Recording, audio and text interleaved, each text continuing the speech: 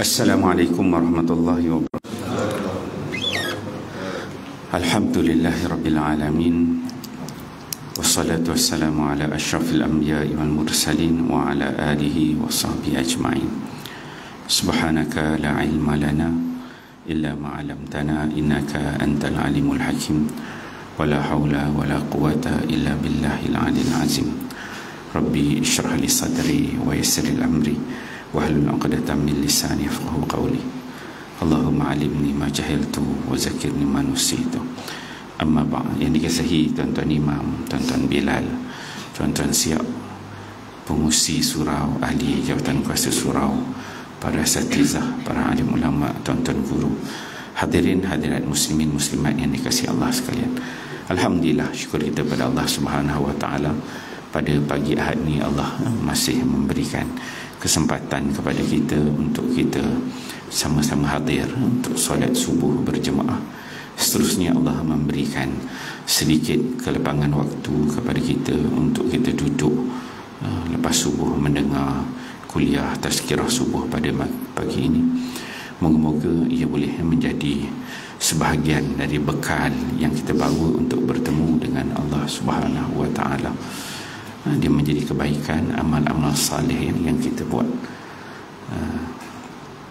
ketika mana kita berada di depan Allah Subhanahu wa taala pada hari akhirat nanti. Tidak ada lafaz perkataan yang disebutkan oleh manusia, melainkan mereka nak buat amal-amal yang salih jika dia beri peluang untuk pulang ke dunia. Ketika ra'al mujrimun, orang-orang yang melakukan dosa, ketika mana mereka ditunduk depan Allah Subhanahu wa taala, mereka berdoa, Rabbana, wahai Tuhan kami dah dengar, kami dengar dan kami lihat, farji'na na'mal salihan inna muqinun. Farji'na, ya Allah, kembalikanlah kami ke dunia, na'mal salihan, supaya apa? Kami boleh buat amal-amal yang salih. Inna muqinun, sungguhnya kami telah yakin. Allah Ta'ala rekod dalam Quran. Jadi tuan-tuan, sekarang ni kita berada dalam majlis ilmu ni, kita doa pada Allah, moga dia menjadi amal-amal salih kita yang menjadi bekal untuk kita bertemu dengan Allah Subhanahu wa taala. Bersyukur kepada Allah yang memberikan kita berbagai nikmat, antaranya ni nikmat keselamatan sahabat-sahabat kita, ikhwan muslimin yang berada di Gaza sekarang ni sedang dibedil kan. Kita boleh duduk kuliah subuh dengan tazkirah, belajar. Kawan-kawan kita di sana, sahabat itu bukan nak boleh duduk dalam masjid dan surau macam ni, makanan, minuman, air, api, semua ada. Allahu Rabbi. Ujian bagi mereka itu sangat besar. Kita tak diuji lagi macam tu kan, kita tak diuji lagi. Kalau kita diuji macam tu, wallahu alam, tak tahu kita mampu berdepan ataupun tidak. Jadi kita doa kepada sahabat-sahabat muslimin kita di sana, semoga Allah Subhanahu wa taala memberikan kepada mereka ni kekuatan. Kuat ini satu benda yang subjektif. Kuat ni satu benda yang subjektif. Bila Allah Subhanahu wa taala bagi seseorang itu kuat, dia boleh menghadapi. Itu subjektif. Subjektif. Kuat ni bila Allah Ta'ala bagi, kita tengok Allahu Rabbi, beratnya ujian, susahnya kehidupan dia, Allah Ta'ala kenakan satu ujian lepas satu ujian lepas satu ujian, satu ujian, kesihatannya, kehidupannya, keluarganya, tapi dia Allah Ta'ala berikan kekuatan. Kuat itu datang daripada Allah Subhanahu wa taala. Tu kuat tu minta dengan Allah. Manusia tak dia bagi kuat, tuan-tuan. Kita duduk sini sihat macam ni pun, nak bangun pagi pun tak kuat kan, nak bangun subuh kuat, tak semua mampu. Nak kuat tu, kekuatan tu milik Allah. Dan kita doakan sahabat kita di sana, Allah Ta'ala beri kekuatan, kuat, sabar, teguh untuk memperjuangkan Islam. InsyaAllah pada pagi ni kita akan sambung pengajian kita. Kita menggunakan kitab yang bertajuk Alam al-Malaika al-Abrar, Alam al-Jin wa syayatin, iaitu rahsia alam malaikat, jin dan syaitan, yang mana merupakan karya seorang ulama, Allah yarham, Prof. Dr. Umar Sulaiman Al-Ashqar. penulis ni Syekh Umar Sulaiman Al-Ashqar ni orang Palestin, asal Palestin. Kita dah ceritakan dulu pada kuliah yang pertama biografi dia, orang Palestin. Kemudian dia ialah berhijrah ke Saudi, belajar dan sebagainya. Yang mana kitab ini dia membicarakan tentang alam malaikat, jin dan syaitan, yang mana asasnya adalah berdasarkan kepada Al-Quran dan juga sunnah Nabi sallallahu alaihi wasallam. Dan kita terus membaca yang berkaitan dengan alam jin, sebab jin ni lah yang menjadi masalah bagi kita hidup di dunia ni. Kita bersahabat dengan dia, duduk satu alam, tapi dia nampak kita tak nampak dia. Dia ikut suka apalah dia boleh buat dekat kita kan. So kita kena pastikan kita protect kita yang baik. Dan makhluk ni dia banyak yang jahat, yang jahat mengganggu kehidupan kita. Kalau makhluk nampak manusia ataupun binatang-binatang, mudah kita nak tepis.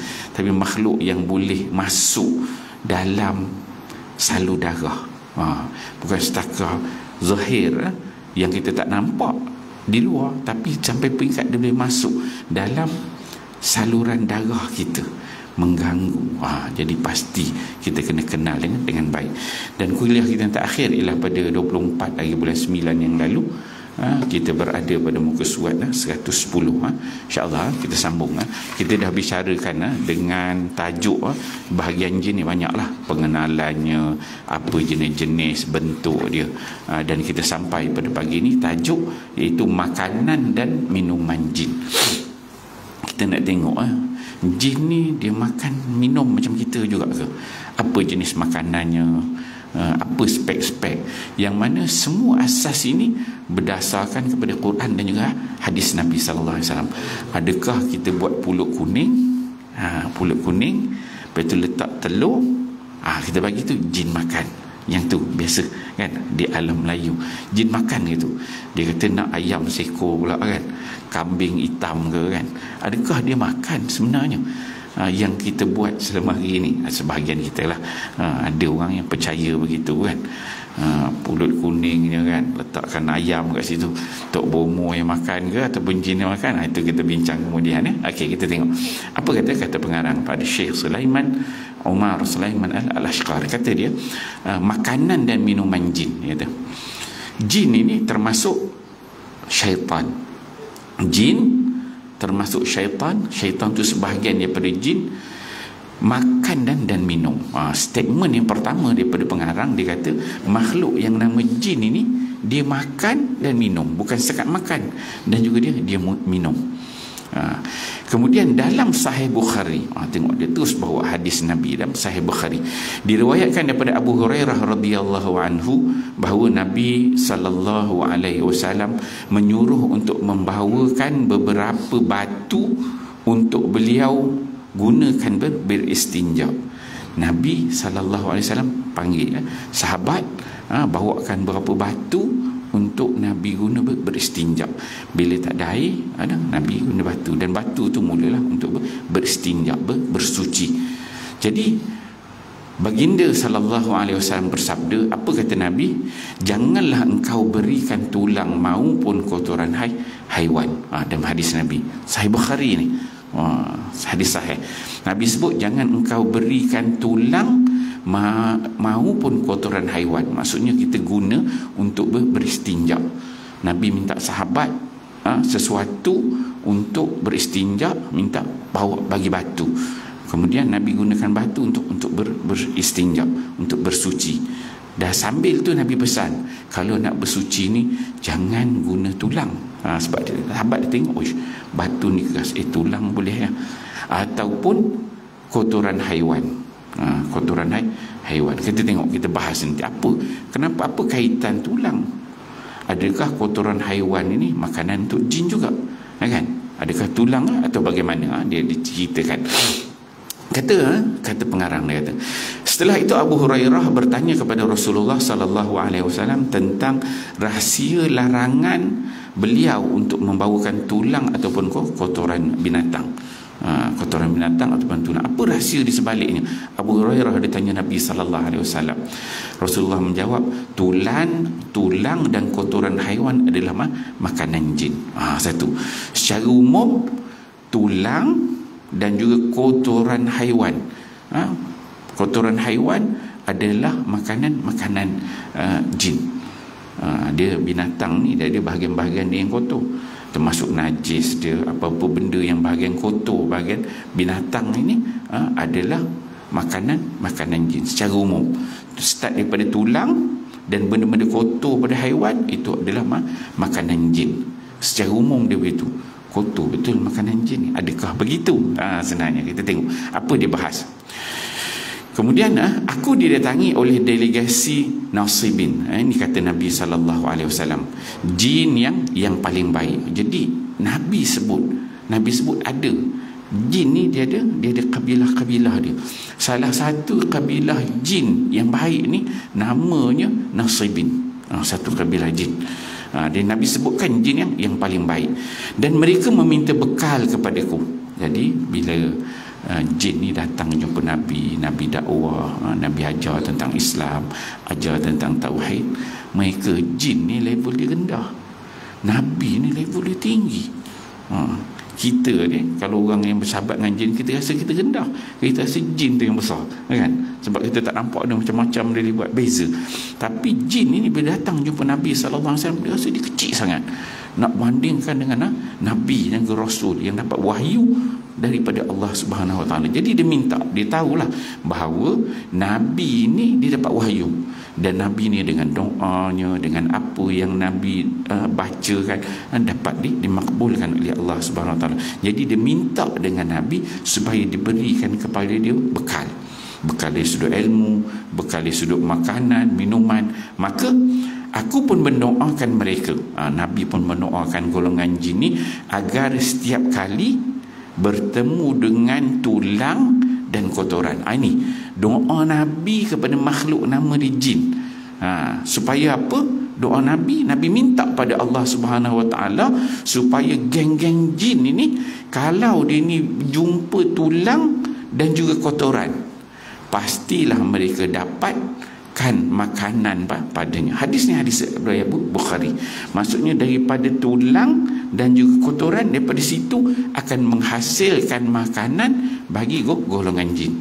Adakah jin dia makan tulang tu betul? Kan? Kita tengok bagi tulang, lepas tulang kita buang, kan? Adakah jin lepas kita buang, tengok lepas 5 minit tak ada dah tulang tu? Memang jin makan tulang betul? Adakah itu maksudnya? Ataupun apa di sebalik simbolik doa Nabi SAW kepada golongan jin itu? Kan? Kalau betul tak nampak, bahaya tuan-tuan, takut ya. Kita lepas makan tulang-tulang letak dekat dapur, kan? Buang, masuk bakul sampah, tengok pagi besok dah bersih, kan? Habis rasa jin makanan ni. Adakah dia makan zahir atau bagaimana? Kita tengok dibahaskan oleh Nabi SAW. Kata pengarang, dalam Sunan At-Tirmizi dengan sanad yang sahih disebutkan, janganlah kalian beristinja dengan kotoran ataupun tulang, kerana tulang adalah bekal saudara kalian dari golongan jin. Ini adalah Sahih Al-Jami'. Dibawa pula riwayat daripada Sunan At-Tirmizi. Sahih dia kata. Nabi sebut jangan beristinja guna kotoran ataupun tulang. Kerana apa? Dua jenis ini adalah bekal kepada golongan jin, bekal makanan mereka. So kita tahu kalau kita ada kotoran daripada binatang-binatang dan juga tulang, tak boleh kita gunakan untuk istinja. Sebab bila kita istinja, nanti tulang tu jadi kotor, jadi bernajis. Ataupun kita katakan kotoran haiwan tu memang dah kotor, tapi bila kita gunakan untuk istinja, maka dia akan bernajis daripada najis kita. Nabi larang. Okey.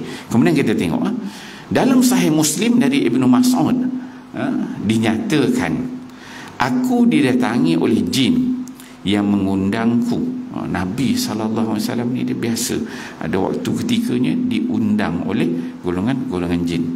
Tuan-tuan tak dapat undangan daripada golongan jin. Setakat hari ni, hari Sabtu Ahad, kenuri kenaga, manusia aja undang, kan? Tak ada dapat jin lagi undangan. Tapi dia dapat undangan, surat undangan daripada jin. Jumpa dekat pohon nombor 5 belakang rumah, dia katakan belah kanan, kata kena pergi pula undangan jin, tak dapat jam tu. Tapi Nabi ni biasa, aku didatangi oleh jin yang mengundangku, lalu aku bacakan Al-Quran kepada mereka. Rasulullah sallallahu alaihi wasallam bersabda, lantas jin itu membawa kami berjalan-jalan. Jin ni tengok berlaku, Nabi ni dibawa berjalan-jalan oleh geng jin. Nabi dapat undangan daripada jin bawa Nabi berjalan-jalan. Berjalan-jalan mana? Di alam jin.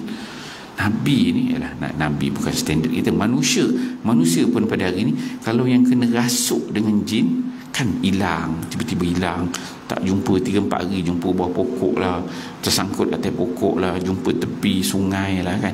Maksudnya boleh berlaku manusia ni dibawa ke alam jin, dan jin bawa bersia-sia kan. Dan Nabi sebut ni, Nabi pun dapat undangan, kemudian lantas jin itu membawa kami berjalan-jalan. Ia tunjukkan jejak mereka. Tengok jin ni dia buat apa? Dia tunjuk pada Nabi ni, inilah tempat rumah kami, kampung kami, kehidupan kami, begini.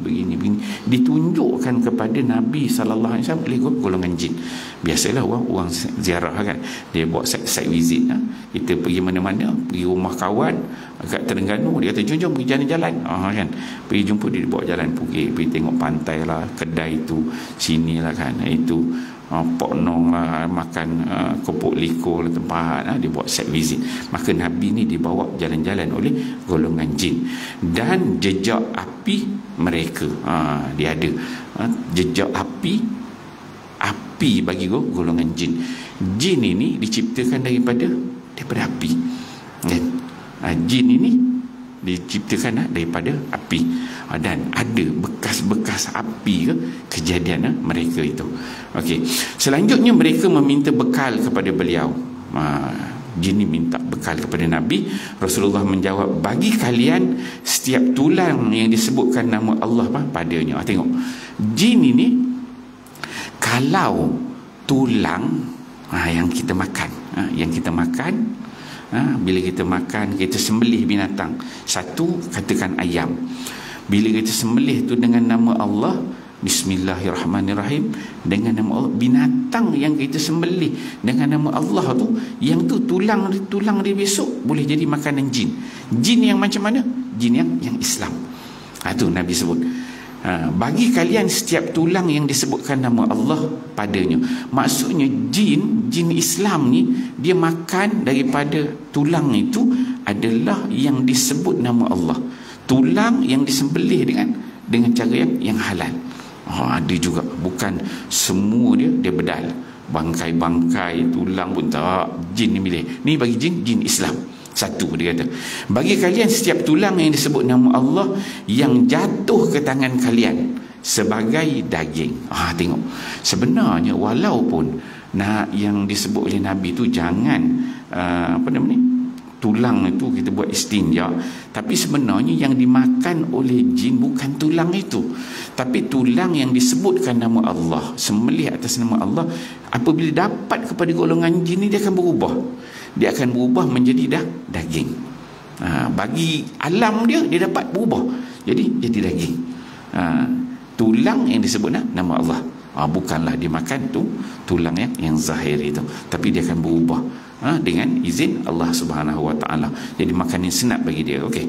Dan setiap kotoran haiwan, setiap kotoran haiwan adalah makanan ternak kalian. Maksudnya satu ada dua. Satu tadi kita katakan tulang sebut nama Allah jadi daging bagi mereka. Kedua, kotoran bukan jin yang makan, bukan jin, tapi adalah ternak kalian. Maksudnya golongan jin ini dia juga ada binatang-binatang ternak dia. Binatang-binatang ternak geng jin ni dia makan kotoran haiwan. Kalau kita tengok, kita ni tak ada yang tengok jin. Tuan-tuan ada yang tengok jin ya? Mungkin saya rasa tak ada, saya pun tak nak tengok. Tak payah tengok lah kan, biar dia duduk alam dia, kita faham dia je kan. Jin ini, so kita nampak satu makhluk dia nama jin. Jin tu pun dah berbentuk-bentuk macam kita manusia lah. Manusia pun ada spek-spek kita. Dan kita manusia, kita ada binatang ternak kita ada lembu, ada kambing, ada ayam, ada unta, ada kaki 4, ada kaki 2. Maka bagi golongan jin ni, dia juga ada ternak mereka. Dalam hadis Nabi SAW, ini hadis ni, hadis Muslim. Maksudnya golongan jin ni bukan dia makhluk jin tu aja, tapi dia juga ada ternak-ternak dia, kan? Ada makhluk binatang-binatang yang dia ternak. Rupa dia macam mana? Wallahu a'lam. Kalau tuan-tuan dapat pergi alam jin, boleh tengoklah kan, mana yang berkawan dengan jin tu, ada berpeluang dibawa oleh jin ke alam dia, boleh tanya dia macam mana binatang-binatang ternakannya, boleh tengok macam mana ladang dia kan, dia blur binatang, nama binatang ni pun tak tahu macam mana. Okey, jadi kotoran itu, haiwan itu makanan bukan bagi jin, tetapi makanan bagi binatang, ternakan, golongan jin. Okey. Setelah itu Rasulullah sallallahu alaihi wasallam bersabda kepada para sahabat, janganlah kalian istinja dengan keduanya, kerana keduanya adalah bekal saudara kalian. Ini hadis riwayat Muslim. Jadi jelas tuan-tuan ya. Kita dapat faham tu melalui hadis Nabi sallallahu alaihi wasallam. Hadis pula Sahih Bukhari, Sahih Muslim. Tepat kefahaman kita itu. Okey. Kemudian Rasulullah sallallahu alaihi wasallam memberitahu bahawa syaitan itu makan dengan tangan kiri. Maka beliau menyuruh kita agar berbeza dengan syaitan dalam hal ini. Rasulullah menceritakan kepada sahabat yang nama makhluk syaitan. Jin ini dia ada berjenis-jenis, sebagaimana saya sebut. Salah satunya puak dia syaitan. Macam kita lah, manusia berjenis-jenis, ada jenis Yahudi, ada jenis Zionis kan. Yang ni jenis syaitan. Yang mana kata Nabi, syaitan ni kalau dia makan, dia akan makan dengan tangan kiri. Kalau jin yang baik tu, dia makanlah dengan tangan kanan. Ini jin yang nama syaitan ini, spek syaitan ni, dia makan dengan tangan kiri. Maka beliau menyuruh kita agar berbeza dengan syaitan dalam hal ini. Maka Nabi sallallahu alaihi wasallam melarang kalau kita nak makan dengan guna tangan kiri. Sebab kalau kita makan dengan tangan kiri, seolah kita ni pun sama macam syaitan. Jangan kita makan dengan tangan kiri. Ini dilarang. Dan Nabi sallallahu alaihi wasallam ni dia tak nak berbeza dengan makhluk-makhluk yang Allah Subhanahu wa taala benci, yang engkar dengan perintah Allah. Antara kita manusia dengan manusia yang kafir, musyrikin, yang tak taat pada Allah pun, Nabi dia tak nak sama. Nabi tak nak sama antara orang Islam dengan orang kafir. Contoh, apabila Nabi SAW berada di Madinah, ketika itu Madinah tu ada golongan-golongan Yahudi. Golongan Yahudi ni satu ketika Nabi jumpa mereka, Nabi dapat tahu Yahudi ni kata, kami puasa pada 10 Muharram, kan? Yahudi dia puasa. Yahudi pun katalah, inilah Nabi kami dulu. Dia kata, ceritalah Nabi Musa, Nabi-Nabi yang terdahulu, ada cerita di sebalik-sebalik tu, biasa kita dengar pada 10 Muharram. Kemudian Nabi pun tahu, macam mana orang Yahudi boleh puasa 10 Muharram, dia mengagungkan hari 10 Muharram kan? Sedangkan sebenarnya kita Nabi yang dulu-dulu pun Nabi daripada Allah juga, Nabi Rasul juga, tapi kita tak puasa. Nabi nak ambil juga fadilat tu, tapi Nabi kata, aku tak nak sama dengan geng Yahudi. Kalau Yahudi puasa 10, maka kita orang Islam, Nabi ajar puasa 9. Nabi kata, kalau tahun depan umur aku panjang, tu sebelum Nabi wafat, Nabi puasa 9 dengan 10 ataupun 10 dengan 11. Maksudnya Nabi nak berbeza, tak nak sama dengan geng-geng Yahudi ni, kan? Ambil juga 10 tu, sebab Nabi tu, kisah Nabi-Nabi dahulu ni, Nabi Musa, Nabi sebelumnya, memang ada, memang betul. Cuma kisah-kisahnya pun betul, cuma Nabi tak nak sama dengan orang Yahudi. Kalau dia puasa 10, tak, kita puasa 9 dengan 10, ataupun kita puasa 10 dengan 11. Ada setengah orang nak puasa 3 je, 9, 10, 11, tak, okey lah. janji jangan ambil. Tapi kalau puasa 10 je pun boleh juga, tak salah. Tapi Nabi nak beza. Itu Nabi, dia tak nak dengan orang yang kafir itu. Nabi tak nak sama. Supaya juga Nabi, contohnya apabila Nabi diangkat menjadi Rasul, Nabi ni disuruh beribadat, Nabi dapat kewajipan untuk salat, satu taklif untuk salat.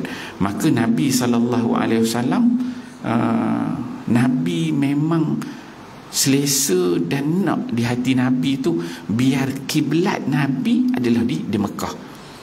Nabi nak kiblatnya tu Kaabah, Baitullah Haram di Mekah. Sedangkan kiblat Yahudi ialah di Baitul Maqdis. Baik. Baitul Maqdis apa dia, Wailing Wall kan. Orang Yahudi kan kat situ. Sedangkan peringkat mula Allah Subhanahu Wa Taala beri suruh kiblat Nabi ni ke arah Baitul Maqdis. Itu mula dia. Kan? Peringkat mula. Sampailah Nabi daripada Mekah tu sampai berhijrah ke Madinah, dan sampai Madinah tu selepas disebutkan berapa bulan, 17 bulan kalau tak silap saya, baru Allah Ta'ala ubahkan kiblat tu ke Baitul Haram daripada Baitul Maqdis. Sebab itu kalau kita tengok dalam sirah-sirah Nabi, kalau di Kaabah itu kalau Nabi beribadat tu untuk menjadikan kiblat Baitul Maqdis, Nabi dia akan ambil kawasan antara rukun Yamani dan juga rukun Hajar Aswad. Tuan-tuan dah biasa pergi umrah, pergi haji kan antara rukun Yamani dengan Hajar Aswad tu kita doa, Rabbana Allahumma Rabbana atina fid dunya hasanah wa fil akhirati hasanah wa qina adzabannar wa adkhilna jannata ma'al abrar ya aziz ya ghaffar ya rabbal alamin. Doa tu doa maksud. Dan Nabi kalau dia nak sembahyang ke apa, dia akan ambil angle antara rukun Yamani sampai Hajar Aswad. Sebab apa? Sebab angle itu dia dapat Kaabah dan terus sana tu Baitul Maqdis. Dia kalau kita tengok peta Saudi tu dia Mekah, atas tu Baitul Maqdis. Jadi Nabi dia akan antara rukun Yamani dengan Hajar Aswad, Nabi dia akan beribadat dekat bawah situ. Jadi Nabi dia menghala ke Kaabah, nampak Kaabah dulu, jadi dia tetap ambil Baitul Maqdis. Tapi Nabi akan depan dia ke Kaabah. Nabi tak ambil lah rukun Syami, rukun Iraki. Itu Nabi ada. Sebab Nabi tu memang hati dia tu memang nakkan di Mekah tu. Dan Allah Subhanahu Wa Taala tahu apa yang ada dalam hati Nabi sallallahu alaihi wasallam. Kalau macam kita pada Malaysia ni, kalau kita semayang, kita menghala ke Hajar Aswad. Kalau tuan-tuan tengok Hajar Aswad tu kan, kat Multazam tu, itulah kita kalau pada Malaysia ni tengok dia punya map tu, kalau kita semayang tu memang dia tala tu, menghala tu ke Hajar Aswad, Multazam macam tu lah. Jadi untunglah kita ni orang Multazam tu dekat Mekah sana kan. Jadi kita pada sini pun hala ke arah itu kan. Okey. Kemudian kata Nabi sallallahu, kata pengarang dia kata dalam sahihnya Imam Muslim meriwayatkan daripada Ibnu Umar radhiyallahu anhuma bahawa Nabi sallallahu alaihi wasallam bersabda, jika salah seorang dari kalian makan, hendaklah ia makan dengan tangan kanan. Jika ia minum, hendaklah ia minum dengan tangan kanan, kerana syaitan itu makan dan minum dengan tangan kiri. Jadi Nabi ajar kita guna tangan kanan sepenuhnya. Kiri itu syaitan makan ataupun minum. Itu kita kena betulkan. Kadang-kadang dalam masyarakat kita, bila kita dah makan nak minum tu kita tangan kiri. Makan biasa pegang tangan kanan kan. Bila nak minum tu kita pegang tangan kiri. Biasa kan, betul kan? Biasakan yang betul kan? Biasakan yang betul. Jadi kita kena pegang tangan. Kadang-kadang kita bukan apa, bila kita biasa orang Melayu makan dengan kuah semua benda. Beza dengan Arab ni tak kering-kering sikit kan. Kita kan bila rasa macam berkuah, tangan tu macam kotor, pegang cawan pula jadi kotor, jadi macam jijik. Yang tu kita kena baiki, perbetulkan persepsi kita. Jadi peganglah dengan cara yang baik, yang betul. Cawan tu kita pegang, tapi pegang dengan tangan kanan. Mungkin kita boleh pegang sebahagiannya, tak pegang macam, tapi pegang tangan kanan. Tangan kiri mungkin kita boleh cover lah, takut pegang tak kuat kan, ataupun kita pegang hujung je takut macam kotor sangat kan cawan tu. Tapi kita kena ambil dengan tangan kanan. pegang, ambil, ajar di kita, anak-anak kita kan, ajar pegang tangan kanan juga, jangan biasakan tangan kiri. Sebab Nabi larang kan. Kadang-kadang kita ni dididik dengan pendidikan barat ni, dia kiri kan, tu kena betul lah. Sebab Nabi ajar, Nabi ajar pegang juga dengan tangan kanan. Caruan ke ambil makanan kan, kadang kita ambil bila kita makan kan, dalam hidang tu biasa kita guna tangan kiri, ada sudu tu kan. Kita ni dia dah jadi culture, kita ditrain begitu. Nabi larang, nak ambil makanan ambil tangan kanan, jangan ikut syaitan. Cuma bagaimana kita, sebab kita ni makannya dia berkuah kan, kita kena kontrol sikit lah tangan tu. Mungkin sudu tu kita pegang, tak boleh kita pegang gitu, orang kawan tengok penuh pula kuah-kuah tu, tak larat pula kawan nak pegang kan. Jadi kita kena gayakan lah tangan kita, mungkin boleh digaya-gaya sikit, kita pegang ujung ke, tapi pegang dengan tangan kanan. Pegang semua tu kita pegang tangan kanan. Wa illa, melainkan kita ni ada masyaqqah, ada tangan kanan tak kuat ke, ada masalah apa, memang kita perlu tangan kiri, dan orang tahu kita ada kelemahan, maka tak apa. Tapi selagi boleh kita guna tangan kanan, guna tangan kanan, kan, biasa kan. Makan sama-sama dia bukan najis, bukan najis. Pegang tu pegang, mungkin basah sikit lah kan, tak kering kan, tapi itu yang diajar oleh Nabi. Kalau kita nak lebih secure, ambil tisu, jaga kan, takut orang lain kan. Tapi benda tu kita adab yang diajar oleh Nabi sallallahu alaihi wasallam. So kita kena dulukan yang Allah dan Rasul suruh daripada adat kebiasaan. Dulukan yang itu, betulkan kedudukan yang diajar oleh Nabi. Jangan ikut syaitan kata. Okey. Kemudian kata pengarang, dalam Musnad Ahmad dinyatakan, siapa yang makan dengan tangan kiri, maka syaitan ikut makan bersamanya. So kalau kita guna tangan kiri, syaitan dia kan ikut sekali. Dia kata ni geng aku. Siapa yang minum dengan tangan kiri, maka syaitan ikut minum bersamanya. Syaitan dia kan bersama dengan kita minum, makan ke minum. Kalau guna sebelah kiri, maksudnya syaitan dia boleh ishtirak dengan kita sekali, dia bersama dengan kita kan. Okey, elakkan dia guna sebelah kiri. Kemudian dalam musnad yang sama juga dituturkan, jika seseorang memasuki rumahnya lalu ia menyebut asma Allah.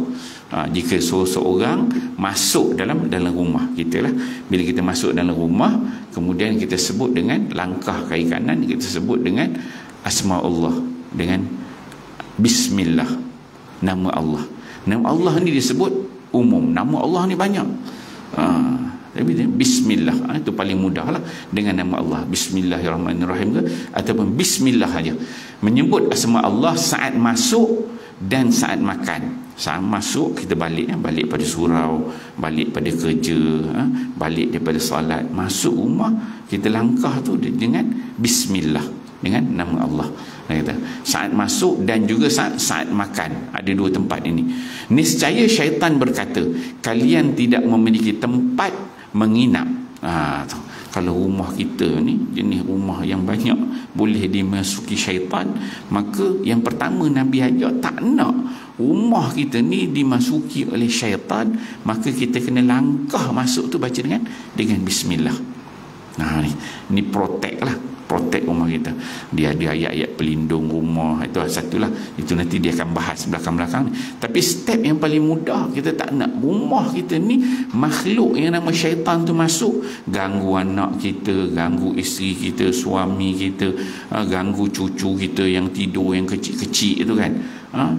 Kita setiap kali masuk rumah kita baca bismillah. Bila sebut bismillah, syaitan dia tak dapat ikut sekali. Dia kata, kalian tidak memiliki tempat. Bila kita katakan bismillah, kata Nabi, kalian tidak memiliki tempat menginap dan tidak mendapat makanan di sini. Nabi sebutkan bahawa syaitan nak masuk pun tak boleh, kemudian dia tak ada tempat nak menginap, nak duduk dalam rumah kita, kemudian makanan pun dia tak dapat makan. Okey. Namun jika orang masuk dan tidak menyebut asma Allah saat masuk tak sebut nama Allah, syaitan pun berkata, kalian mendapat tempat penginapan. Kalau tak sebut nama Allah, maksudnya satu first step, syaitan dia dapat masuk rumah dah. Masuk rumah tu okey dah. kan? Maksudnya pintu rumah kita dah buka dah. Kita buka untuk makhluk nama dia syaitan masuk, kan? Tapi kalau kita baca bismillah, dia tertutup, dia tak boleh nak lalu. Subjektif tuan-tuan, kan? Kita tak nampak. Kita tak nampak. Kita nampak ialah pintu kita ni, kita masuk, kita geril, tarik, tutup. Tapi bila sebut nama Allah tu bismillah, dia akan ada protect. Benda tak nampak. Bukan alam kita. Sebab alam kita ni dengan alam jin, alam syaitan tu tak sama. Jadi kalimah-kalimah Allah ni, nama Allah, asma'ullah dia sebagai protect. Bila sebut dia akan jadi hijab. Supaya kita masuk tandas, nanti dia akan cerita tentang tandas pula. Bila kita sebut je nama Allah bismillah, dia akan ada hijab, dia tertutup, kan? Bila sebut nama Allah, benda tu ada penutup, hijab, yang kita tak nampak, tapi jin dia nampak. Jin nampak sebut nama Allah pun, ada hijab, tak boleh nak masuk. Okey. Kemudian, namun jika orang masuk dan tidak menyebut nama Allah, saat masuk syaitan pun berkata kalian mendapat tempat untuk menginap. Tak baca bismillah, first step dia dah dapat langkah masuk rumah kita. So dia dah bebas duduk dalam rumah kita. Cuma yang lain dia tak dapat buat. Maksudnya boleh dah masuk, boleh duduk dia rehat. Tengoklah kita pasang aircon, sejuk ni sedap, kipas ada kan, duduk rehat kan. Dapat masuk dalam rumah, first step. Tapi lain dia tak dapat lagi. Nak makan, minum belum dapat lagi. Tunggu step seterusnya, dia kata. Jika orang ini tidak menyebut asma Allah saat makan, syaitan berkata kalian mendapat tempat menginap dan makan malam, dia kata. Okey. Bila kita masuk dalam rumah, syaitan pun tak baca bismillah, syaitan pun dapat masuk. Tiba-tiba time kita makan, syaitan pun datang duduk tengok, menu sedap ni, kata. Semua ada, pulut kuning ke, kambing ke, nasi lemak ke, kan, ada kari ke, ada nasi Arab ke, tengok semua. Ini tunggu, jangan dia baca bismillah, kan. Mungkin syaitan tu doa, janganlah dia ni baca bismillah, kan. Once kita baca bismillah, dia balik ada duduk, kita dapat menginap je, makanan tak ada, dia tu, kan. So kalau kita tak baca bismillah, dengan makanan kita tu, dia makan sekali ni dengan kita.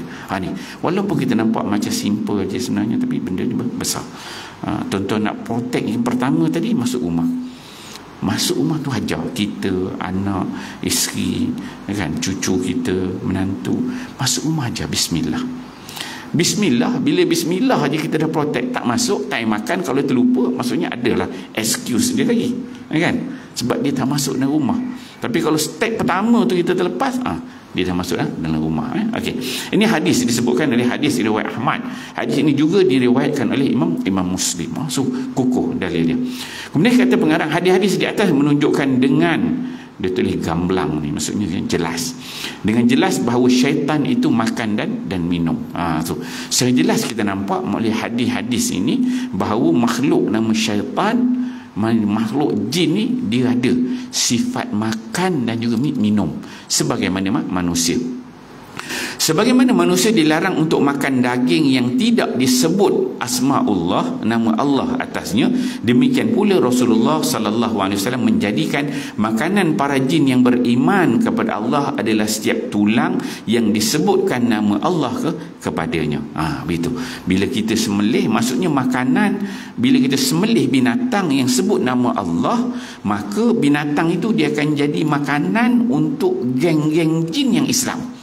Itu pentingnya. Satu, untuk kita lah, kita makan kena pastikan benda tu halal, sebut nama Allah. Dan impak kesan hasil daripada binatang itu, tulang-tulang dia jadi makanan jin Islam. Jin Islam dapat ambil makanan itu, dan kotoran juga untuk haiwan-haiwan dalam kalangan jin. Rasulullah tidak memperbolehkan mereka makan tulang yang tidak disebutkan nama Allah. Sebagaimana kita tak boleh makan benda yang haram, tak sebut nama Allah, begitu juga geng-geng jin ni, jin Islam ni, kalau dia tengok tak sebut nama Allah, dia pun tak nak makan. Jin pun tahu, dia tak nak makan benda yang haram. Kita atas muka bumi ni, benda haram pun dia balai rapatnya. Dan ditinggalkan untuk jin-jin yang kafir. Kalau tak sebut nama Allah tu, jin Islam dia tak ambil, biar dimakan oleh jin-jin yang kafir, iaitu syaitan. Hal itu kerana syaitan menghalalkan makanan yang tidak disebutkan nama Allah terhadapnya. Syaitan bagi dia boleh.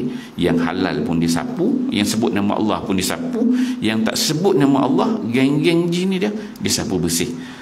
Macam kita lah, masuk kedai ada arak pun kita, yang jenis tak beriman, kafir ni, arak tu dia disapu je, tak ada beza dia, boleh semua kan. Bagi kita tak boleh. Kerana itu sebahagian ulama berpendapat bahawa bangkai adalah makanan syaitan kerana tidak disebutkan asma Allah terhadapnya.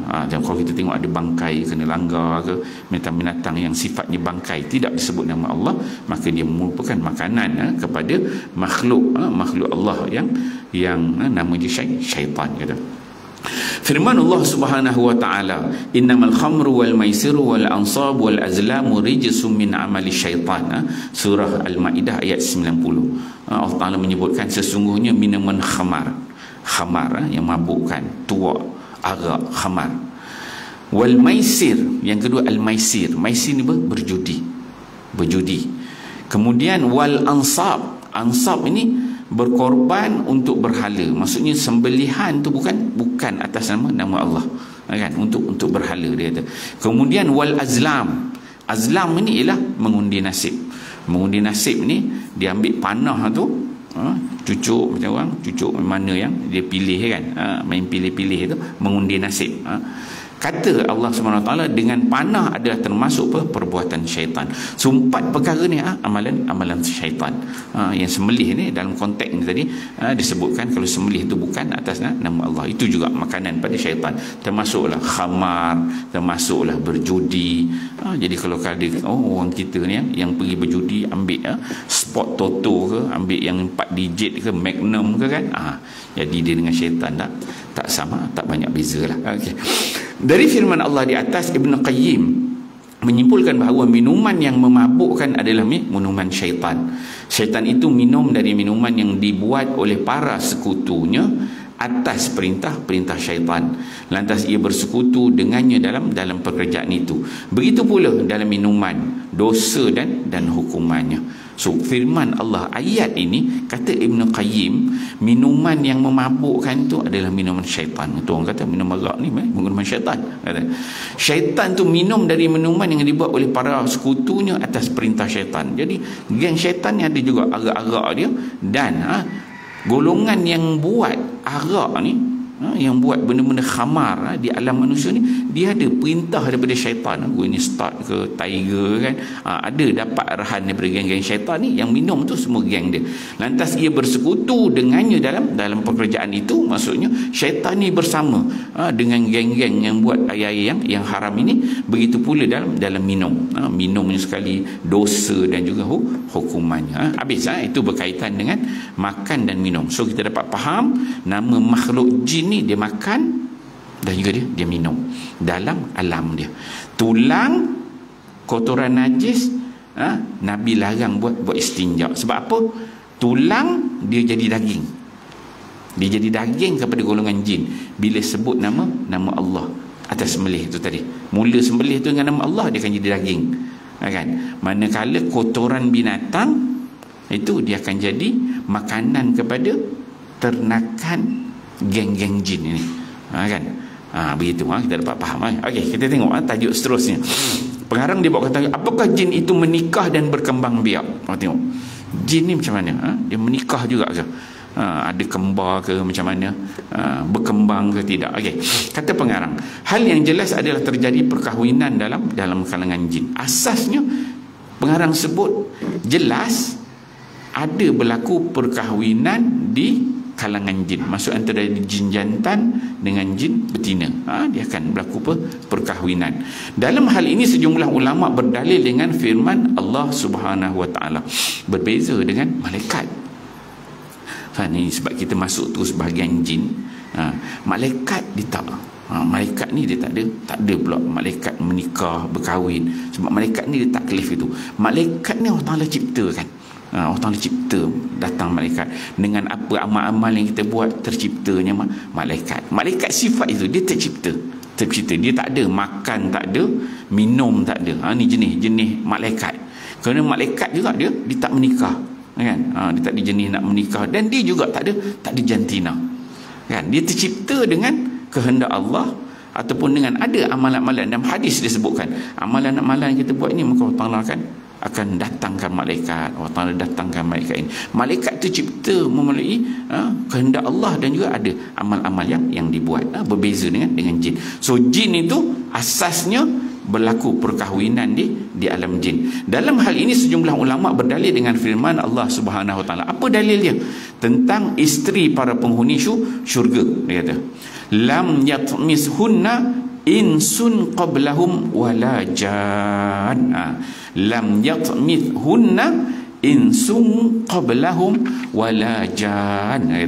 Tidak pernah disentuh oleh manusia sebelum mereka, yakni penghuni syurga yang menjadi suami mereka, dan tidak pula oleh jin. Surah Ar-Rahman ayat 56. So para ulama ambil dalil ini untuk bagi kita faham bahawa dalam syurga tu ada bidadari syurga yang disediakan, bidadara syurga yang disediakan dalam syurga itu untuk golongan yang beriman.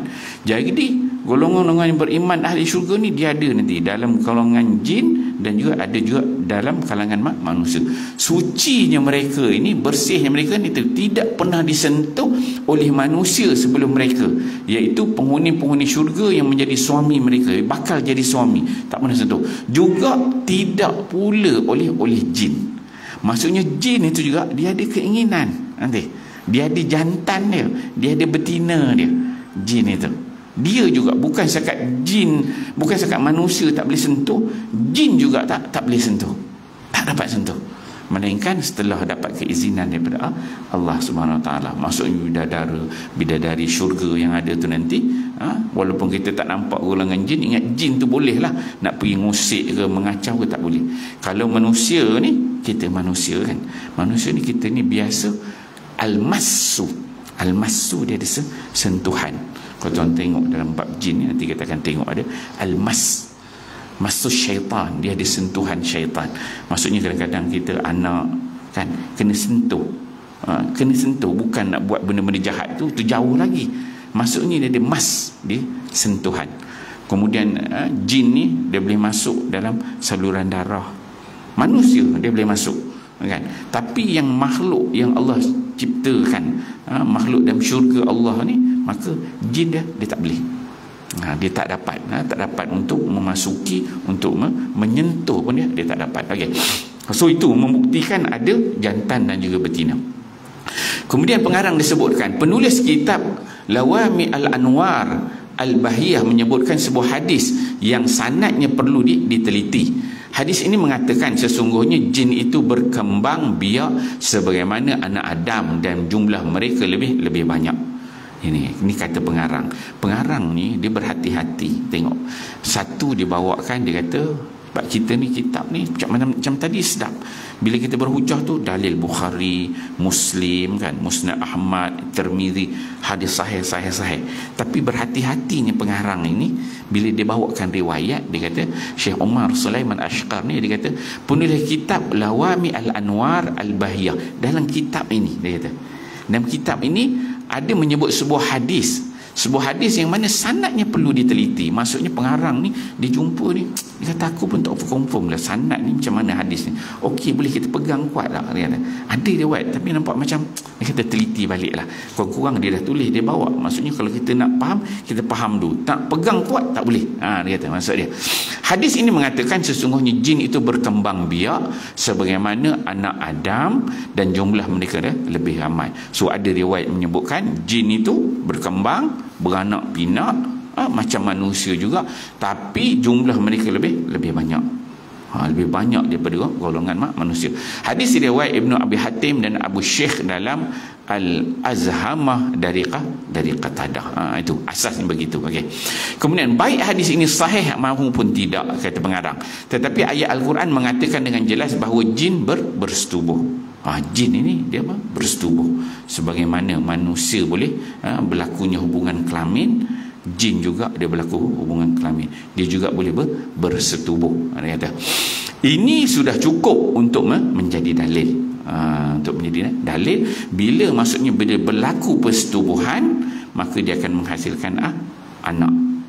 Sama ada anak dia tu macam anak tikus keluar banyak kan ataupun satu-satu ke, atau ada jenis mandul kan, itu tapi berlaku persetubuhan itu, maka dia akan menghasilkan anak. Jadi memberi maksud dia akan berkembang biak dia kata.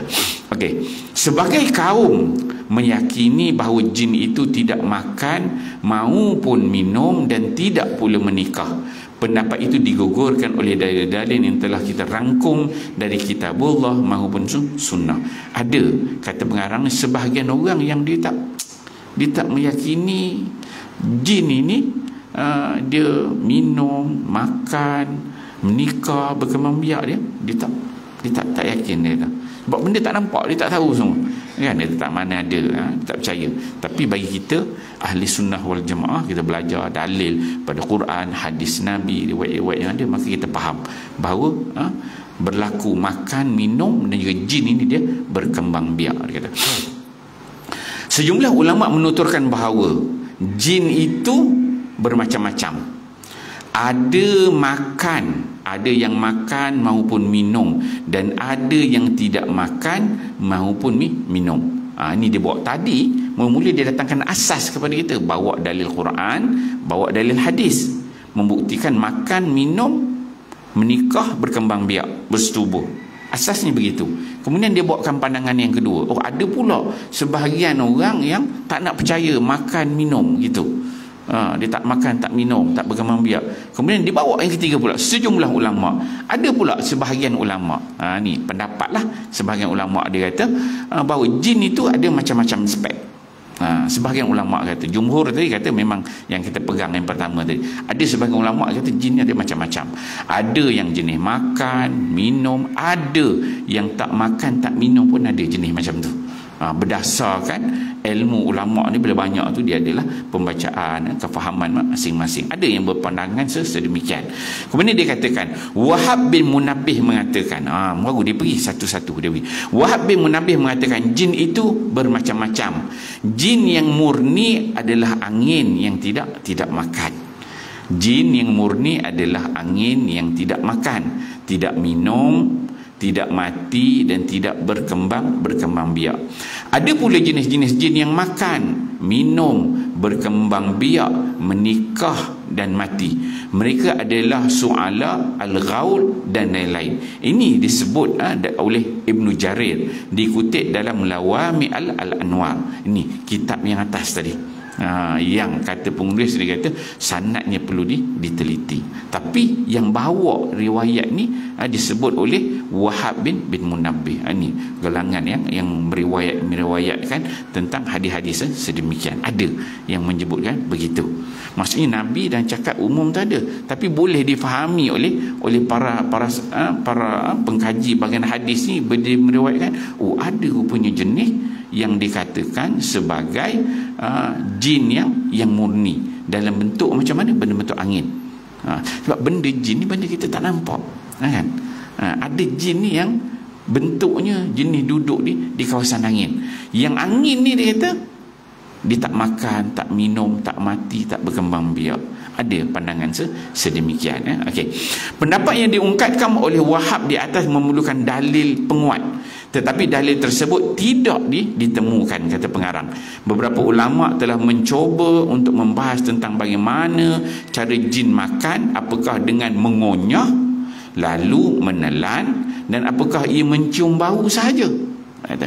Pembahasan tentang hal seperti ini merupakan kesalahan yang tidak perlu dilakukan kerana Allah dan Rasulnya tidak memberitahu tentang hal itu. Jadi bila bicara bab makan, minum, makhluk jin ni bersetubuh, jadi ulama ni mikirlah, kita ni kalau makan guna tangan, ambil kunyah ada mulut, ngap-ngap peteput, kenyang, nak berak, nak kencing kan, kita manusia. Jadi mereka ni terfikir, jin ni macam mana pula cara dia makan kan? Tadi dalam makan tulang, apa pula dia makan kan? Kan? Maka terfikir dalam kalangan pengkaji. Maka dibahaskan, pengarang dia kata, kalau nak tengok sampai detail dia makan cara macam mana tu tak ada. Dalam Quran tak sebut, dalam hadis Nabi pun tak sebut. cara makan tu, tapi ada cara dia, sebab dia bukan di alam kita, dia di alam dia. Yang katakan tulang tadi berubah menjadi daging, dia makan daging tu macam mana? Adakah daging tu macam kita juga daging betul, buat kari pula, kari daging kan, masak kurma daging, adakah macam itu? Dia pula masak pula dulu, ada pula jenis masakan dia kan, masak merah ke, masak itu, masak ini kan, adakah begitu? Tapi tak, Quran tak sebut, hadis tak sebut, tapi adalah di alam dia cara dia makan. Secara detail wallahu alam tak disebutkan oleh riwayat-riwayat, tak ada. Sebab tu kita tengok bila dia buat pulut kuning tu, keluar dia masih pulut kuning lagi kan, kan? Dia tak berubah lah. Kalau dia letak ayam sekor dalam tu, ayam panggang, keluar tu masih ayam panggang. Maka yang makan mungkin yang makan tu ialah Piramli, Sudin dan juga Aziz. Mereka bertiga yang makan kan.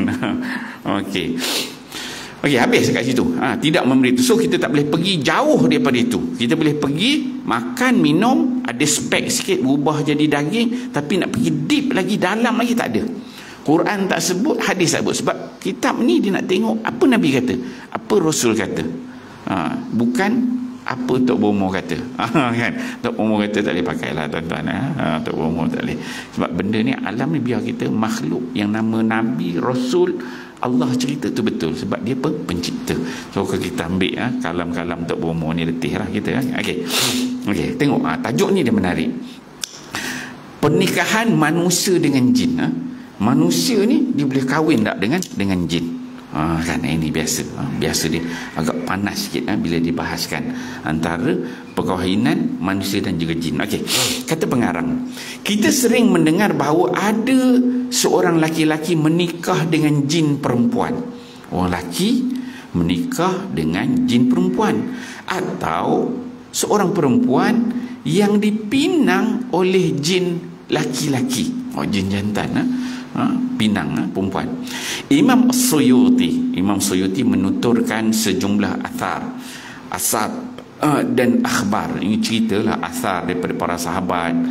Suyuti ceritakan kisah-kisah yang dia dapat, asar dan akhbar dari kaum salaf.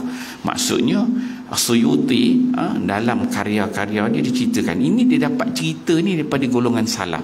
Salaf ni apa tuan-tuan? Salaf ni yang 100, 200, 300 tahun yang pertama, 300 hijrah, sahabat, ulama, tabi'in yang duduk 300 hijrah yang pertama tu disebut sebagai salaf. Jadi Suyuti ni dia dapat akhbar, asar, cerita-cerita, yang mana cerita-cerita daripada ulama-ulama golongan salaf ni ada yang benar, kemudian ada mungkin yang tak dikenal pasti lagi, mungkin ada riwayat-riwayat Israiliyat, boleh berlaku begitu. Tapi secara umumnya disebutkan daripada sejumlah asar dan akhbar di kaum salaf dan para ulama yang menunjukkan terjadinya pernikahan antara jin dan manusia. Ni riwayat daripada Suyuti. Dia kata Ibnu Taimiyah pula disebut dalam Al-Majmu', dia disebutkan bahawa kadang-kadang terjadi pernikahan antara jin dan manusia, lalu keduanya memiliki anak. Kan, hal ini banyak terjadi dan diketahui. Tengok, dengan mengandaikan terjadinya pernikahan, ini dia kata, apa kata pengarang dia kata, dengan kita ambil kaul yang kata Suyuti tadi, kata Ibnu Taimiyah dan Al-Majmu' tadi, dua tu pegang, kemudian buat satu andai. Kita andai itu dulu, bukan pegang yang kukuh dah, kita andai. Dengan mengandaikan terjadinya pernikahan antara jin dan dengan manusia, banyak ulama menghukumi makruh. Maka kalau diandaikan, betul lah ada berlaku jin manusia dengan jin ni kahwin, maka ulama terus berhenti. Betul, mula-mula dia letak dulu tak boleh, dia akan letak dulu sebab nampak kalau boleh berlaku, dia kata benda ni makruh. Kalau kita manusia kahwin manusia ni, dia ada hukum dia, sunat, wajib, haram, kan ada hukum 5 tu ada. Tapi kalau kahwin dengan jin ni, ulama terus berhenti dulu, break tu. Jangan, ini bukan alam kita, ini alam belah sana ni. Mula-mula ulama letak tu, pertama dia letak makruh dulu. Kalau berlaku, dia kata, kalau berlaku, banyak ulama dihukumkan pertama dikatakan makruh. Dia kata mereka adalah seperti Al-Hasan Ni yang ulama-ulama yang menyebutkan ini seperti Al-Hasan, Qatadah, Al-Hakam dan Ishaq. Sementara itu Imam Ahmad tidak menemukan dalil yang melarang pernikahan dengan jin. Imam Ahmad pula. Imam Ahmad. Jadi bila ulama-ulama dia dengar dalam kalangan manusia ni kahwin dengan jin satu alam yang lain. Dia rare. Maka dia ulama tidak mengambil apa-apa sandaran berlakunya pernikahan manusia dengan jin tu, maka ulama letak satu makruh. Tapi bila datang pada Imam Ahmad pula, Imam Ahmad dia cuba tengok. Kata Imam Ahmad, aku tidak menemukan dalil yang melarang pernikahan dengan jin. Kata Imam Ahmad, aku tak nampak ada hadis Nabi ke, ayat Quran ke yang sebut manusia ni tak boleh kahwin dengan jin.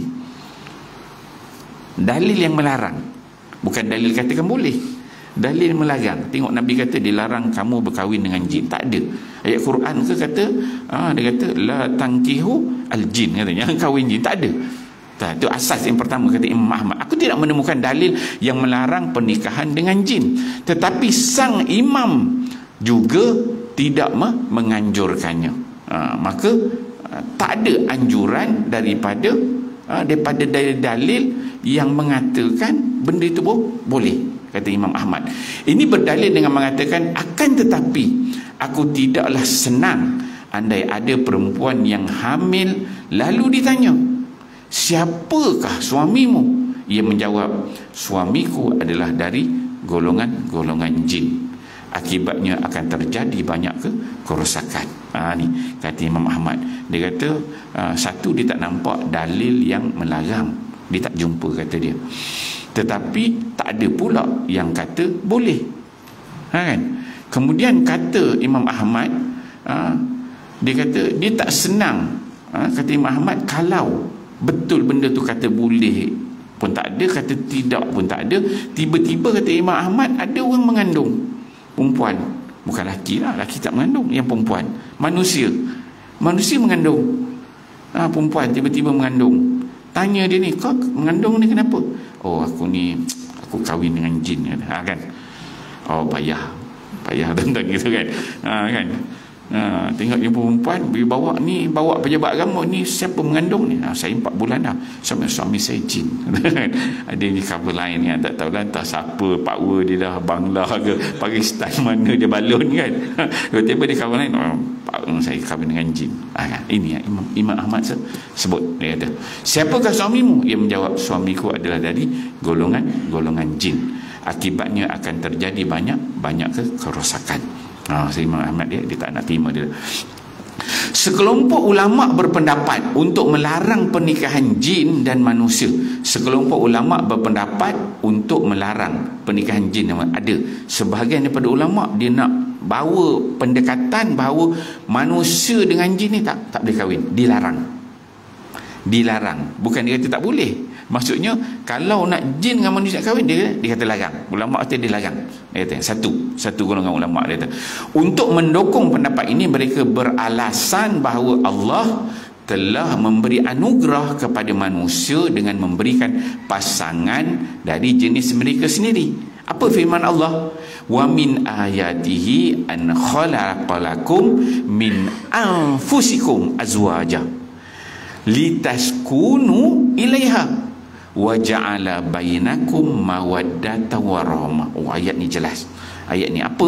Wa min ayatihi, dan di antara kebesaran Allah Subhanahu wa taala, tanda hebat Allah ni.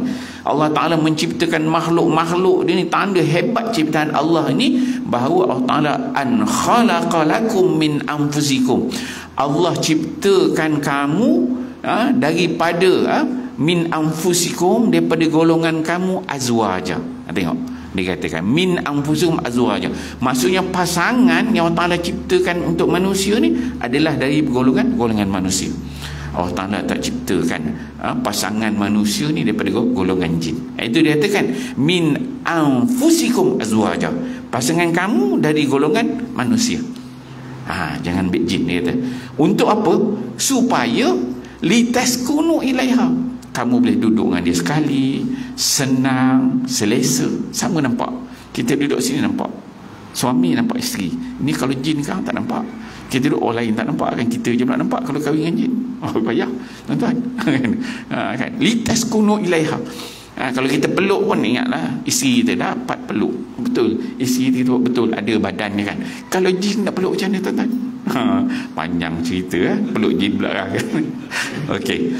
Kemudian Allah Ta'ala sebut waja'ala bainakum mawaddatan warahmah. Dan Allah jadikan bainakum, di antara pasangan kamu yang manusia dengan manusia itu ada mawaddah dan juga rahmah. Oh, ni panjang cerita. Mawaddah dia ada rasa kasih. Mawaddah ni rasa kasih. Rahmah.